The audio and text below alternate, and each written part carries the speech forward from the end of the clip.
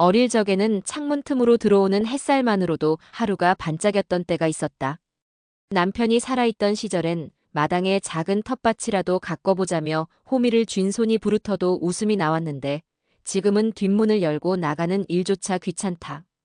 어제는 마트 세일이라며 집 앞까지 전단지를 들고 오던 아줌마가 내 얼굴을 힐끔 보며 뭐라 했던 것 같다.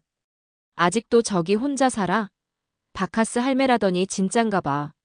못 들은 척 문을 닫았지만 귀는 정확하게 기억하고 있었다. 오늘도 어김없이 휴게소에 들렀다. 여기까지 오는 길이 낯설지 않다. 1시간 반이면 걸어서 도착한다. 몸이 버거워도 마음은 그 길 위에서만큼은 좀 가벼워진다. 도착하자마자 매점 옆 평상에서 기다리고 있던 조 씨가 눈에 들어왔다. 처음 만났을 때는 이런 관계가 나를 더 초라하게 만들까 두려웠는데 지금은 조금 다르다. 적어도 그는 나에게 말을 붙인다. 관심을 가진다. 웃는다. 그건 내 아들도 며느리도 하지 않던 일이었다. 오늘은 좀 늦으셨네요. 중간에 다리 좀 쉬고 왔어요. 조 씨는 항상 먼저 와 있네. 기다리는 사람이 있으면 빨리 걷게 되잖아요. 그 말에 순간 입가에 미소가 번졌다. 말도 안 되는 일이지만 이 나이에 이런 말 한마디에 심장이 뛰다니. 사람이 외로우면 이렇구나. 여기서 잠깐 영상 시청자분들. 혹시 여러분도 혼자라는 외로움을 느껴보신 적 있나요? 지금 구독과 좋아요를 눌러주세요. 저희 채널은 노후에 벌어지는 충격적인 실화 사연을 들려드리고 있습니다. 구독하시면 여러분이 겪은 억울함이나 외로움, 그 깊은 사연도 언젠가 누군가에게 닿을 수 있습니다. 그리고 구독하시는 분들에겐 진심으로 말씀드릴 개요 복권 1등만큼의 속 시원함 받아가실 겁니다. 필자씨, 오늘도 커피 드실래요? 제가 살게요. 아니야, 나한테도 연금은 들어와. 내 손으로 사야 더 맛있지. 사실 연금은 얼마 되지도 않는다. 딱 밥값, 약값 쓰고 나면 남는 건 거의 없다. 그래도 내가 누군가한테 베풀 수 있는 마지막 자존심이라고 믿고 있다. 여기선 누구도 내 과거를 묻지 않는다. 여기선 누구의 엄마, 누구의 시어머니가 아닌 그냥 나다. 조 씨도 마찬가지다. 그는 나보다 5살 어리고 한때는 용달차 운전을 했다고 한다. 사정이 있어서 차도 팔고 지금은 여기서 임시로 일하며 지낸다. 나는 그와 깊은 이야기를 나눈 적 없지만 그는 늘 묵묵히 곁에 있다.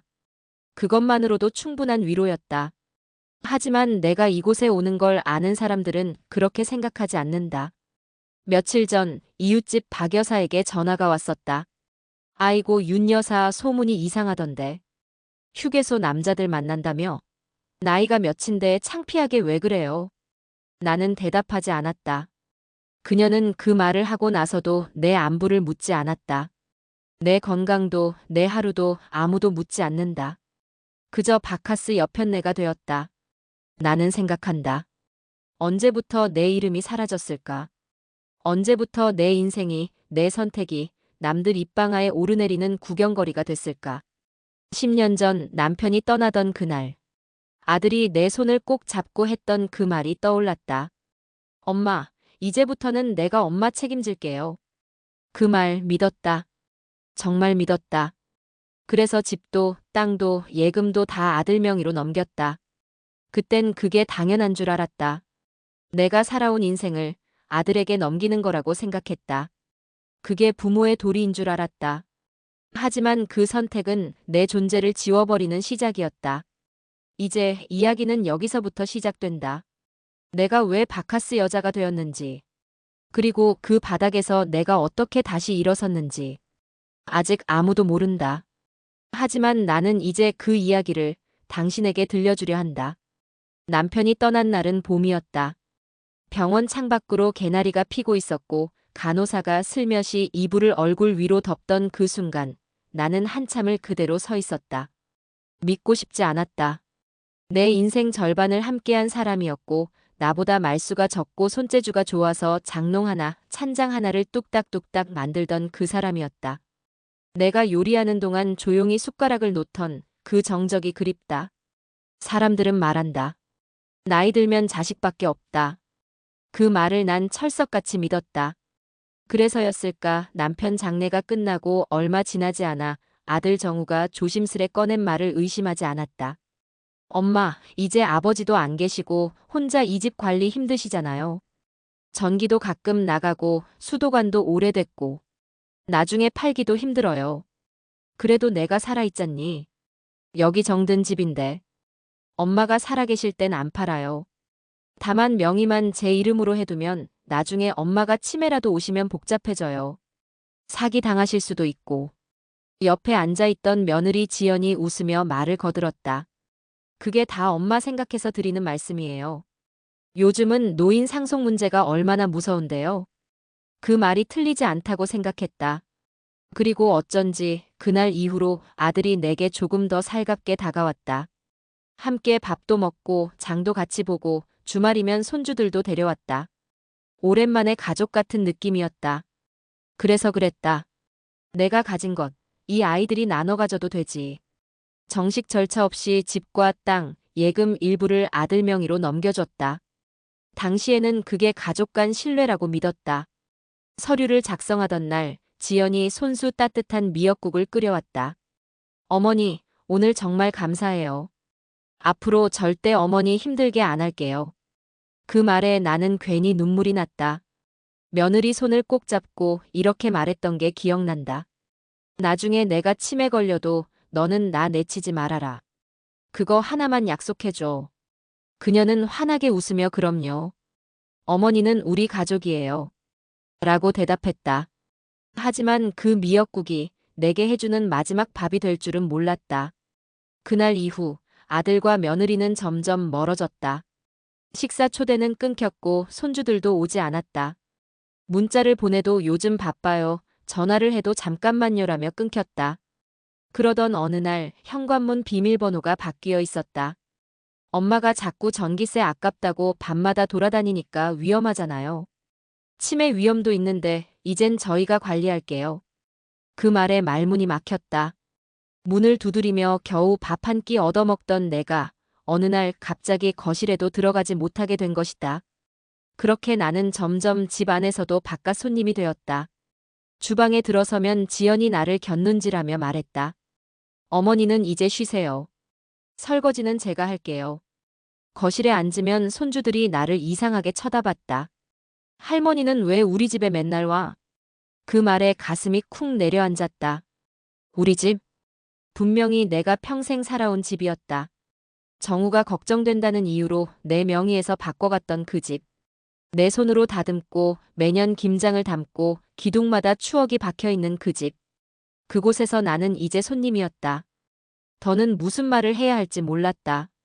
시골에서 자라며 부모는 참고 자식은 앞세워야 한다는 말을 귀에 못이 박히게 들었기에 나는 조용히 물러났다. 가끔 저녁에 집에 돌아와 홀로 앉아 TV를 보면 며느리가 준 밥솥에서 밥 한 공기 꺼내 먹으며 혼잣말했다. 그래도 얘들이 나버린 건 아니겠지. 요즘 젊은 사람들은 표현이 좀 덜한 거야. 그런 스스로를 위로하면서도 마음 한구석은 서늘하게 얼어붙고 있었다. 그리고 그 서늘함은 어느 날 완전히 얼어붙게 된다. 내가 손주 생일에 전화를 했을 때였다. 정우야, 이번 주말에 뭐 해? 내가 케이크라도 사갈까? 엄마, 우리끼리 하려고. 어차피 애도 어릴 때 기억도 못해요. 오시면 불편하니까 다음에 봐요. 그때 확실히 알았다. 나는 더 이상 가족이 아니라는 걸. 그리고 그날 밤 처음으로 휴게소를 찾아갔다. 사람이 많은 곳이라면 덜 외로울까 싶어서. 그곳에서 조 씨를 만났다. 그리고 내 얘기를 아무 말 없이 들어주는 사람을 처음 만났다. 내가 왜 점점 바카스 남자들을 찾게 되었는지 그 시작은 여기였다. 자식이 만든 틈, 가족이 만든 고독. 그 빈틈을 메우려다 보니 낯선 이의 말 한마디에 마음이 흔들릴 수밖에 없었다. 휴게소 매점 옆 벤치. 해가 조금씩 넘어갈 즈음이면 늘 그 자리에 조 씨가 앉아 있다. 처음엔 우연이라 생각했다. 2번, 3번 마주치다 보니 알게 됐다. 그는 일부러 같은 시간에 와 있었다. 왜 매일 여기 계세요? 윤필자 씨도 매일 여기 오시잖아요. 그가 처음 그렇게 말했을 때 가슴이 철렁했다. 내가 매일 오는 걸 알고 있었구나. 누군가가 나를 지켜보고 있다는 사실에 이상하게도 위안이 됐다. 그날 이후로 우리는 종종 같이 커피를 마셨고 한 번은 내가 사과 한 봉지를 싸와서 조용히 내밀었다. 이거 그냥 마트에서 싸길래. 그는 말없이 받아들고 고맙다고 말했다. 그 말 한마디가 내가 한 달 넘게 기다렸던 아들의 말보다 더 따뜻하게 느껴졌다. 사람들은 이 관계를 이해하지 못한다. 저 나이에 남자한테 돈을 주고 대화한다.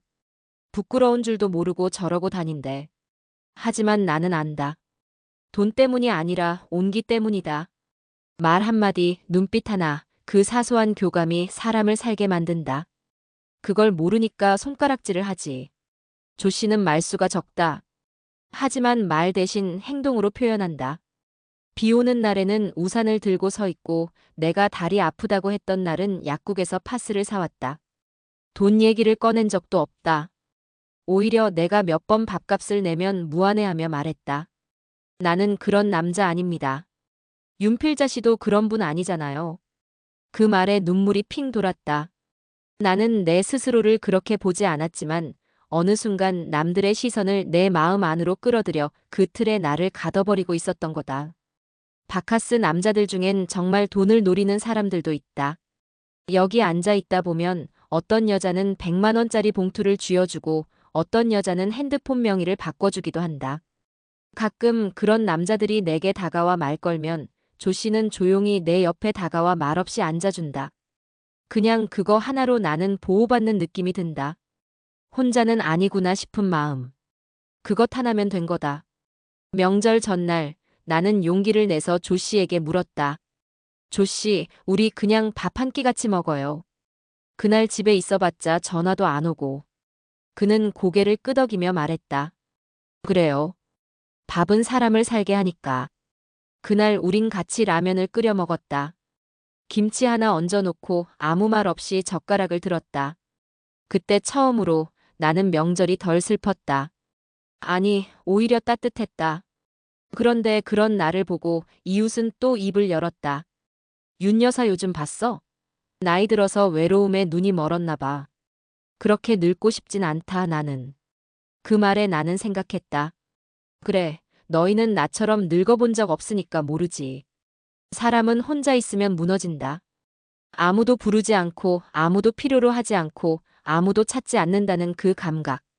그건 죽는 것보다 더 서늘한 공포다. 그래서 나는 나를 붙잡을 무언가가 필요했다. 그게 때로는 조 씨였고 때로는 커피 한 잔 사소한 인사였다. 하지만 지금 내 아들은 그런 인사조차 하지 않는다. 나는 아들의 번호를 아직도 1번에 저장해두고 있다. 문득 전화라도 걸어올까 싶어서. 하지만 그 번호는 몇 년째 먼저 울린 적이 없다. 며느리는 내 번호를 차단했는지 문자도 읽지 않는다. 그런데 며칠 전 이상한 전화를 하나 받았다. 윤필자 씨 맞으시죠? 혹시 집 담보로 대출한 거 알고 계셨나요?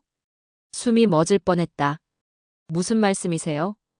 본인 소유로 되어 있지 않아서 상관은 없지만 채무 관련해 친권 관계 확인 때문에 연락드렸습니다.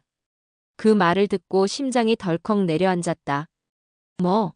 집 담보로 대출을? 나는 아무것도 몰랐다. 그저 아들 믿고 며느리 말에 끌려 이름 하나 넘겨준 게 전부였다. 그런데 그 이름 위에 그들은 무엇을 얹고 있었던 걸까? 그날 밤 나는 처음으로 조 씨에게 내 이야기를 다 털어놨다. 나 이 집에서 쫓겨날지도 몰라. 다 내 명예 아니야. 바보처럼 넘겼어. 그는 말없이 내 손을 잡았다. 그리고 조용히 말했다. 그러면 되찾아야죠. 윤필자 씨 인생이잖아요. 그 말이 나를 살렸다. 그 말이 나를 움직이게 만들었다. 동네 슈퍼 앞 벤치에 앉아 있으면 저 멀리서도 수군거리는 소리가 들린다. 바카스 할매 또 나왔네. 그 나이에 남자 따라다니는 것도 용하지. 지금이라도 요양원 가는 게 낫지 않을까? 예전엔 그 말을 못 들은 척하며 눈길을 피했다. 귀를 막고 마음을 닫는 게 나를 지키는 유일한 방법이었다. 하지만 요즘은 그냥 바라본다. 그들 얼굴 하나하나, 눈동자의 색깔까지 똑똑히 본다. 그리고 속으로 생각한다. 너희는 내 인생에 단 하루도 살아본 적 없잖아. 어떻게 그렇게 쉽게 판단하지? 이웃 중엔 박 여사가 제일 심하다. 내가 오랫동안 알고 지낸 사람이지만 제일 먼저 등을 돌린 사람이기도 하다. 남편 장례식 땐 눈물까지 훔치던 사람이었는데 지금은 내게 이런다. 윤 여사, 사람 체면이 있지. 그 나이에 그렇게 다니는 건 창피한 줄 알아야지. 박 여사, 내가 뭘 그렇게 창피했는데? 바카스 남자들이랑 커피 마시고 돈 줬다며? 이 동네 다 아는 얘기야. 그 말에 나는 잠시 숨을 멈췄다가 천천히 내뱉었다. 내 돈으로, 내 시간으로 내 기분 살리는 건데. 박 여사한테 피해 준 거 있나? 그녀는 입을 삐죽이며 돌아섰다. 그날 저녁 나는 오랜만에 소주 한 병을 샀다. 혼자 마당 평상에 앉아 병을 내려다보며 중얼거렸다. 내가 이 정도였나? 그렇게 무시당하고도 아무 말 못하고 조용히 물러나던 내가 문득 거울을 보게 됐다. 눈가에 주름, 축 처진 어깨, 말라가는 손가락들. 이게 내 인생의 결과야?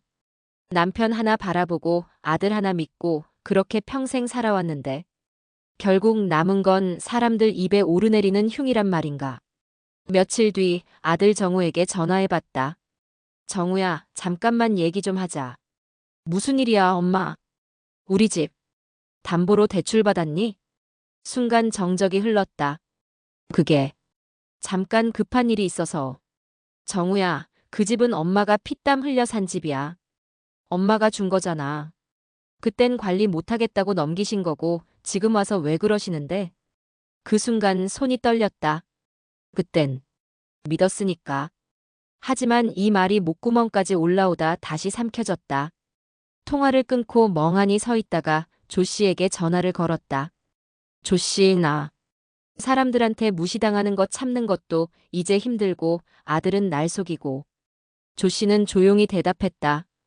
이제 시작해요. 누가 뭐래도 윤필자 씨 인생은 윤필자 씨 거예요. 그 말이 또 내 심장을 찔렀다. 내 인생? 그렇게나 당연한 말이 왜 이렇게 낯설게 들릴까? 다음 날 동네 은행에 갔다. 떨리는 손으로 등기부 등본을 떼어봤다. 놀랍게도 집이 담보로 잡혀 있었고 며느리 지연 이름으로 추가 대출 신청이 들어간 상태였다. 심장이 덜컥 내려앉았다. 내 집이 이제 곧 경매로 넘어갈 수도 있다는 말이었다. 이제야 알았구나. 내가 진짜 버림받았다는 걸. 아들이 나를 속였다. 며느리는 내 등을 밟고 돈을 쥐었다. 그걸 아무 말도 못하고 참고 있었다니. 집으로 돌아오는 길에 모든 게 다 끌어올랐다. 내가 무슨 죄를 지었지? 사랑한 죄? 믿은 죄? 가족을 우선한 죄? 이젠 더는 참고 싶지 않았다. 처음으로 그날 벽에 걸린 가족 사진을 내던졌다. 액자 유리가 산산이 깨졌고 나는 무너진 틈 사이로 퍼붓듯이 울었다. 참고 또 참고 그게 부모의 도리라고 생각했던 시간들이 죄스러울 만큼 나는 지금 치욕 속에서 부서지고 있었다. 그리고 그 순간 한 줄기 분노가 올라왔다. 그래, 이대로 당하고만 살진 않을 거야. 내가 이 나이에 얼마나 바보처럼 살아왔는지 끝까지 보여줘야겠다. 다 가져갔으니까 이제 되돌려받을 차례야. 내가 바카스 여자가 된 게 수치라고? 좋아, 그러면 수치에서 시작해서 끝은 내가 만든다. 그날은 추석 이틀 전이었다. 매해 명절 며칠 전이면 아들 정우가 전화를 걸어왔다. 엄마, 이번엔 뭐 필요하신 거 없어요? 그 한마디에 마음이 들떠서 시장을 다녀오고 손주들 좋아하는 갈비찜에 전을 부치곤 했다. 그런데 그 해는 아무리 기다려도 전화가 오지 않았다. 먼저 전화를 걸었다. 정우야, 명절인데 올 거지? 잠시 망설이던 아들의 대답. 엄마, 올해는 처가 쪽 먼저 가야 해서. 시간 안 될 것 같아. 그래도 하루쯤은 얼굴 봐야지. 내가 송편도 만들고 갈비도 재놨어. 엄마, 너무 무리하지 마. 요즘 시대에 다들 명절 크게 안 챙겨요. 그 말이 못내 마음에 걸렸다. 명절을 기다리는 건 시대가 아니라 외로움 때문이란 걸 아들은 알지 못했다. 그날 밤 나는 식탁 위에 놓인 마른 송편 반죽을 보며 앉아 있다가 그대로 조용히 울었다. 내가 이렇게 눈치 봐야 할 존재였나? 그 순간 부엌 구석에 놓인 남편 영정사진이 눈에 들어왔다. 당신은 왜 나 먼저 가서 이런 꼴을 보게 해? 며칠 뒤 우연히 동네 카페에서 며느리 지연을 마주쳤다. 지연아? 그녀는 순간 놀란 눈치였지만 이내 반가운 척 웃었다. 어머니, 여기 웬일이세요? 아무도 안 와서 그냥 잠깐 바람 쐬러 나왔지. 그녀가 앉아있는 테이블엔 고급스러운 쇼핑백과 다른 여자 2명이 있었다. 그중 한 명이 말했다. 어머, 지연 씨 시어머니세요? 되게 소박하시다. 지연이 민망하다는 듯 말했다. 아, 우리 시댁은 시골 스타일이라 좀 검소하세요. 그 순간 내가 거기 있어선 안 된다는 걸 직감했다. 내가 아들한테, 며느리한테 이미 보여주기 싫은 존재가 되었구나. 그게 너무 확실하게 느껴졌다. 돌아오는 길, 집 앞 버스 정류장에서 휴대폰을 꺼냈다. 혹시나 하는 마음으로 내 이름으로 된 재산이 남아있을지 확인해보려 등기부 열람 앱을 들어갔다. 이미 알고 있던 사실이지만 다시 확인하는 순간 손끝이 얼었다. 윤필자명에 없음. 심지어 집마저도 몇 달 전에 며느리 명의로 이전돼 있었다. 이것도 말 안 하고 바꿨네. 심장이 내려앉고 손이 부들부들 떨렸다. 그날 저녁 나는 아들에게 전화를 걸었다. 정우야, 너 지금이라도 솔직하게 말해줘. 집이 너희 며느리 명의로 넘어갔던데 왜? 그게 엄마가 연세도 있고 혹시 치매라도 오면 문제가 생길까 봐. 다 엄마를 위한 거야. 근데 왜 말은 안 했니? 내가 기억 못할까 봐. 엄마 예민하게 굴지 마. 다 엄마 위해서 한 일이야. 그 순간 머릿속에서 뭔가 딱 하고 끊어졌다. 아, 얘는 이제 나를 보호해야 할 어른이 아니라 무시해도 되는 노인이라 생각하는구나. 그 말 한마디가 수십 년을 바쳐온 정성이 허공에 흩날리는 소리로 들렸다. 며칠 후 동네 부동산을 들렀다. 혹시 이 집 팔렸나요? 사장은 모니터를 쳐다보다가 고개를 끄덕였다. 아, 이거요? 며칠 전에 계약 직전까지 갔다가 잠깐 보류 중이에요. 주인분이 며느리분 맞으시죠? 그 자리에서 심장이 멎는 줄 알았다. 이제 진짜 나는 이 집에서도 쫓겨날 수도 있겠구나. 그제야 깨달았다. 이들은 처음부터 내 헌신을 감사하게 여긴 게 아니라 이용했다는 걸. 남편이 떠난 빈자리를 채우려던 내 마음을 자식이란 이름으로 파고들어 전부 가져갔다는 걸. 그날 밤 나는 조 씨에게 말했다. 내가 진짜 바보였어. 가족이라 믿은 게 죄야. 조 씨는 한참을 가만히 있다가 말했다. 바보 아니에요. 가족이라는 단어에 속은 거지. 그건 죄가 아니에요. 그리고 덧붙였다. 이젠 돌려받아야죠. 남은 인생까지 빼앗기지 마요. 그 말에 고개를 끄덕이며 생각했다. 그래, 이제 시작이야. 다 빼앗겼으니 남은 건 나 하나. 그러면 이제 이 나부터 지켜야 할 때다. 진짜 싸움은 이제 시작이야. 그날 밤 나는 단단히 결심했다. 이대로 주저앉을 수는 없었다. 내가 40년 넘게 피땀 흘려 지킨 집을 한순간에 다른 사람 손에 넘기게 될 순 없었다. 그게 설령 내 아들과 며느리일지라도. 다음 날 아침 조 씨에게 조심스레 말을 꺼냈다. 나 이거 그냥 넘기기 싫어. 조 씨는 말없이 고개를 끄덕였다. 법적으로 다시 돌릴 수 있을까? 그럼요. 요즘 세상에 그냥 속고만 사는 사람이 제일 억울하죠. 내가 아는 사람 있어요. 상담이라도 받아보자고요. 처음엔 두려웠다. 내가 이런 일을 벌여도 되는 건지, 자식과 싸움을 벌인다는 게 과연 옳은 일인지. 하지만 또 생각했다. 옳고 그르고를 떠나 이건 내 마지막 존엄이야. 내가 나를 포기하지 않는 싸움. 그게 비로소 시작된 거였다. 며칠 뒤 조 씨가 소개해준 무료 법률 상담소를 찾아갔다. 변호사는 내 사연을 듣더니 잠시 정적에 빠졌다. 이건 명백한 강요와 기망입니다. 어르신 서류에 사인하실 당시 명의 이전의 취지를 제대로 인지하고 계셨던 건 맞나요? 그땐 그냥 아들이 관리해주겠다는 말만 믿고 넘겼어요. 변호사는 고개를 끄덕이며 말했다. 그럼 아직 희망이 있습니다. 자필로 재산을 증여한 경위와 이후 생활상의 변화, 며느리의 태도, 모든 걸 문서로 남겨주세요. 싸움은 길겠지만 충분히 되찾을 수 있어요. 그 말을 듣고 처음으로 가슴속 깊은 곳에서 불이 붙는 느낌이 들었다. 그래, 난 뺏기지 않을 거야. 내 인생을, 내 집을, 그리고 내 자존심을. 그날부터 매일같이 노트를 꺼내 써내려갔다. 어떤 날 어떤 말이 오갔는지, 정우가 어떤 태도를 보였는지, 지연이 어떻게 나를 집 밖으로 밀어냈는지. 기억을 더듬어 하나하나 기록했다.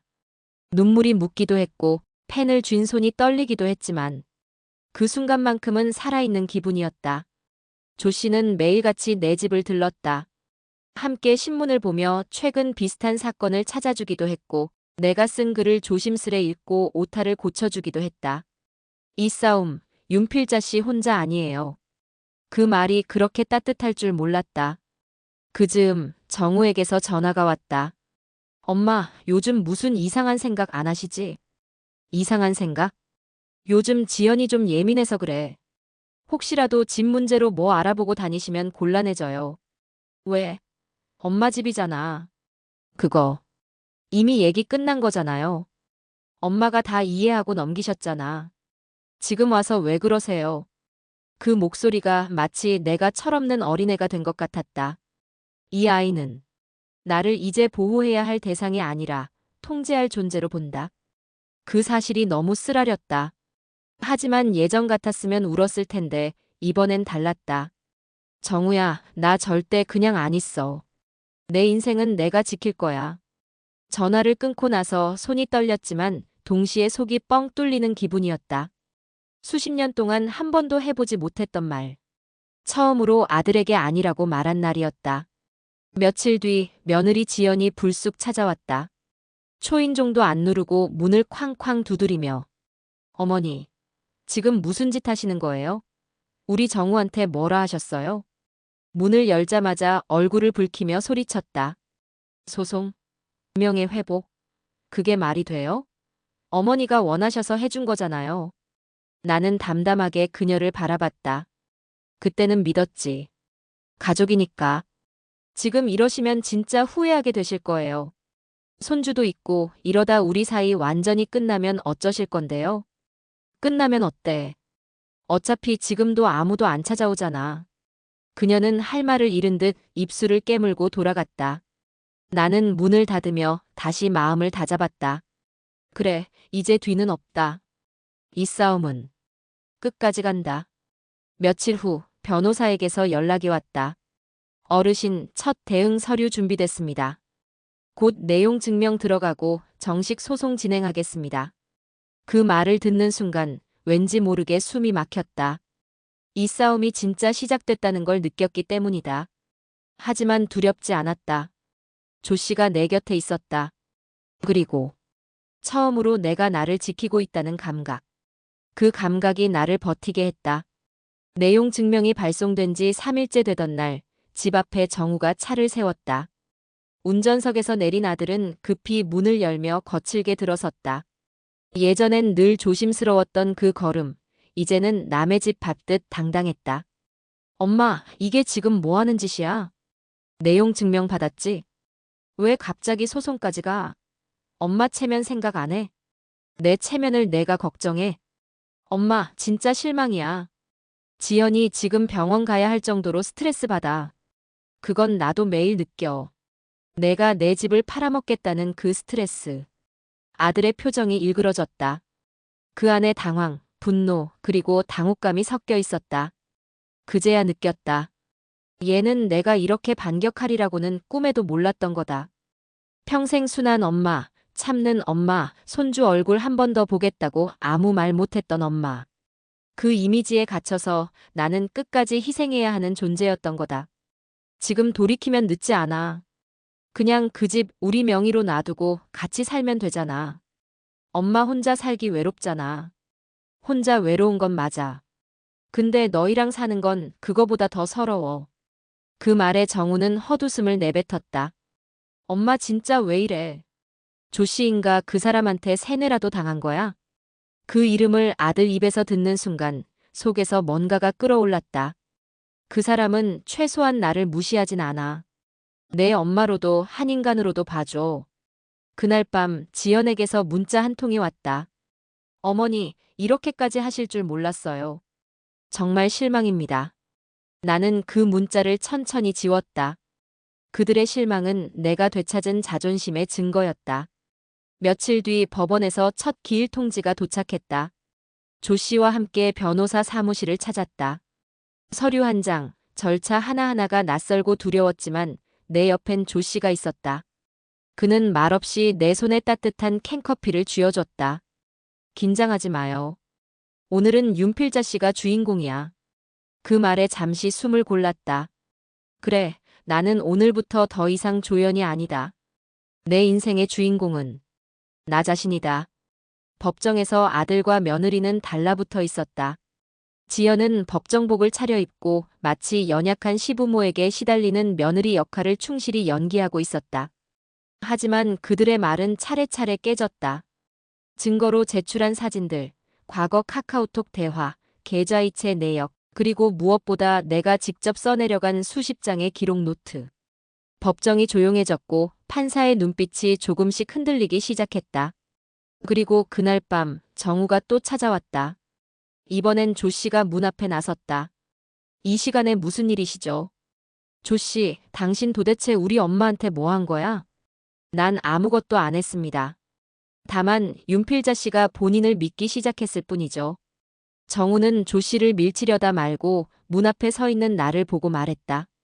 엄마, 진짜 이대로 가면 우리 못 돌아가. 나는 천천히 고개를 끄덕였다. 그래, 돌아갈 필요 없어. 난 지금 처음으로 나로 살아보는 중이야. 문을 닫으며 손이 떨렸다. 슬픔도 있었고 무서움도 있었지만 그 속엔 처음으로 느끼는 강한 확신이 있었다. 나는 내 인생을 되찾고 있다. 지금 이 순간 나는 잃은 게 아니라 처음으로 얻고 있는 중이다. 그날 밤 조 씨와 작은 치킨을 시켜 나눠 먹었다. 둘이서 소주 한 병을 나눠 마시며 이렇게 말했다.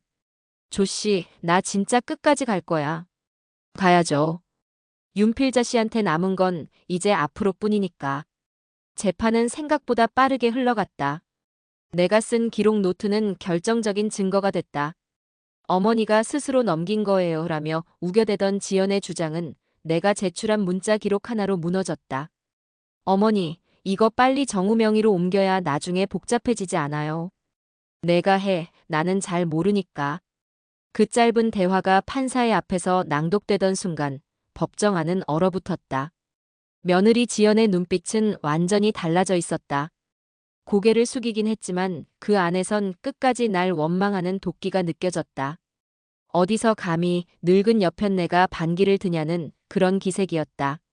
하지만 그게 오히려 나를 더 단단하게 만들었다. 그래, 그 독한 눈빛. 그게 내 본색이었지. 그리고 예상치 못한 일이 벌어졌다. 정우가 재판 중간 판사 앞에서 그만 울음을 터뜨린 것이다. 전 엄마가 원하시는 줄 알았어요. 그냥 편하게 해주고 싶어서. 그게 죄가 될 줄은 몰랐습니다. 그 눈물. 내가 어릴 때 병원에서 주사 맞을 때 울던 그 아이의 모습이 겹쳐 보였다. 한순간 마음이 흔들렸다. 이 아이는 내 자식이야. 하지만 이내 생각이 바뀌었다. 그래, 내 자식 맞아. 하지만 지금 이 법정에선 나를 무시하고 내 인생을 빼앗으려 했던 상대이기도 해. 결국 판사는 나의 손을 들어주었다. 원고 윤필자에게 해당 부동산의 실질적인 소유권과 처분권을 인정하며 피고 정우와 지연은 자산 처분 및 접근을 금한다. 그 한 줄 판결문을 들고 법정을 나왔을 때 하늘이 환하게 열리는 기분이었다. 처음으로 내가 나를 이긴 날이었다. 그런데 거기서 끝이 아니었다. 며칠 뒤 지연이 찾아왔다. 혼자가 아니었다. 그녀의 친정 식구들까지 데리고 와서 내 집 앞에서 고성을 질렀다. 야, 늙은이. 너 때문에 우리 딸이 무슨 꼴을 당하는 줄 알아? 이 나이에 바카스 남자한테 홀려서 집까지 소송 거는 거. 그게 부모야? 나는 조용히 문을 열고 나가 마당 한가운데 섰다. 그리고 단호히 말했다. 다 듣고 있었어. 그래서 이 집 지금부터 CCTV 달 거야. 그리고 이 발언들 다 녹음했다. 모욕죄로 고소할 수 있는 거 알지? 그 순간 정우가 다급히 막아섰다. 엄마, 제발 그만해. 우리 다 망해. 제발 거기까진 하지 말아줘. 나는 그 말을 조용히 되받았다. 망해야지. 그래야 너도 누굴 망치면 어떤 기분인지 알 거 아냐. 그날 이후 정우와 지연은 더 이상 연락을 해오지 않았다. 조용했다. 기분이 후련한 대신 가슴 어딘가는 텅 빈 느낌이 남았다. 하지만 그게 죄책감은 아니었다. 슬픔이었다. 내가 낳은 아이가 결국 내 등을 찌른 사람이라는 그 사실이 너무도 뼈 아팠다. 조 씨는 옆에서 조용히 내 어깨를 두드렸다. 잘했어요. 정말 잘하셨어요. 그 말에 나도 모르게 눈물이 뚝뚝 흘렀다. 그 눈물은 억울함의 눈물도 분노의 눈물도 아니었다. 오직 끝냈다는 해방감의 눈물이었다. 며칠 뒤 집을 다시 정리했다. 그동안 어지럽게 방치했던 가구를 치우고 마당에 화분을 놓았다. 나는 처음으로 정식으로 조 씨에게 말했다. 우리 찻집 하나 열어볼까? 그는 조용히 웃었다. 찻집도 좋고 고양이 카페도 좋아요. 뭐든 같이 해봐요. 정우에게 유산은 남기지 않기로 했다. 내 전 재산은 나를 다시 살게 해준 고마운 손들에게 쓰기로. 남은 생, 작지만 내 이름으로. 내 선택으로 살아갈 거다. 소송에서 이긴 날, 법원 앞 벤치에 앉아 하늘을 올려다봤다. 너무 맑았다. 속이 뻥 뚫린 것처럼 가벼웠다. 가슴 깊숙한 곳에 얹혀있던 돌덩이를 누가 가져간 듯한 기분. 그날 밤 나는 혼자 맥주 한 캔을 따고 마당 평상에 앉아 조용히 건배를 했다. 수고했다, 윤필자. 다음 날부터 동네 사람들의 태도가 달라졌다. 그동안 뒷말만 하던 이웃들이 조심스럽게 다가왔다. 윤 여사, 집 정리하셨나 봐요. 마당이 아주 깔끔하네요. 그동안 많이 힘드셨죠? 저도 아들 며느리한테 섭섭한 일 많았어요. 웃기지도 않았다. 소송에서 졌다면 그들은 여전히 날 바카스 할망구라고 불렀을 거다. 그래도 나는 웃으며 받아쳤다. 뭐 늦게라도 깨달으면 다행이죠. 사람 사는 게 다 그렇잖아요. 정우와 지연은 집에 찾아오지 않았다. 내용 증명 이후 내가 경고한 대로 접근 금지 조치가 내려졌고 그들은 말 그대로 내 인생에서 사라졌다. 처음엔 밤마다 전화기를 붙들고 기다렸다. 혹시 정우가 사과 전화를 하지 않을까? 손주 목소리라도 들려주지 않을까?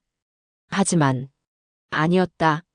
정우는 끝까지 한마디도 하지 않았다. 그게 더 슬펐다. 조 씨는 내 곁을 지켰다. 그가 아니었으면 이 싸움 끝까지 못 갔을지도 모른다. 말이 없고 표현도 서툴지만 그의 존재 자체가 내게는 가족 그 이상이었다. 어느 날 조 씨가 작은 제안을 했다.